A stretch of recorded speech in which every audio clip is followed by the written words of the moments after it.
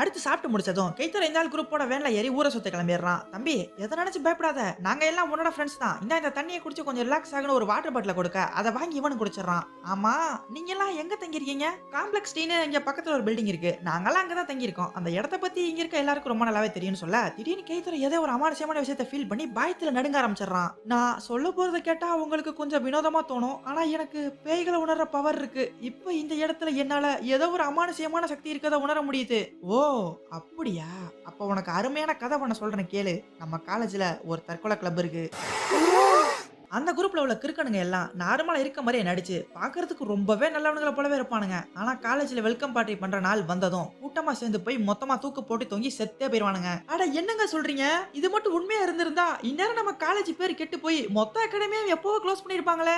நீ சொல்றது சரிதான்ப்பா. ஆனா அந்த கிறுக்கனுங்க எல்லா வருஷமும் ஒரே குரூப்ல இருக்கிறது கிடையாது. ஒவ்வொரு தடவையும் வேற வேற வித்தியாசமான குரூப்ல இருப்பானுங்க. அது போக தங்களோட பேரை வேற மாத்தி வச்சுப்பானுங்க. அதனால அவங்க எப்ப எந்த குரூப்ல இருப்பாங்கன்னு யாராலையும் கண்டுபிடிச்சு சொல்லவே முடியாது. ஆனா எல்லா தடவையும் அந்த குரூப் தலைவனோட பேரு மட்டும் மாறாம அப்படியே இருக்கும். இப்போ உனக்கு ஒரு கேள்வி தோணலாம். அந்த தலைவன் யாருன்னு கண்டுபிடிச்சு அரெஸ்ட் பண்ணிட்டா இந்த பிரச்சனை முடிஞ்சிரும்லன்னு. நீ யோசிக்கிறது கரெக்ட் தான். ஆனா இதுல இருக்கிற பிரச்சனை என்னன்னா, ஒவ்வொரு தடவையும் அந்த தலைவன் தான் கூட்டு போற குரூப்போட சேர்ந்து அவனை தூக்கு போட்டு செத்துருவான். அப்புறம் அடுத்த வருஷம் அதே பேர்ல வேற ஒரு தலைவன் வருவான். ஒரு குரூப்பை சாவ நோக்கி வழி நடத்தி கூட்டிட்டு போவான். இது இப்படியே முடிவில்லாம தொடர்ந்து நடந்துகிட்டே இருக்கும். அட, அந்த தலைவனை பத்தியும் அவனோட அருமையான கதையை பத்தியும் இவ்வளவு டீடைலா சொன்னானா, அவனோட பேர் என்னன்னு சொல்லல பாத்தியா?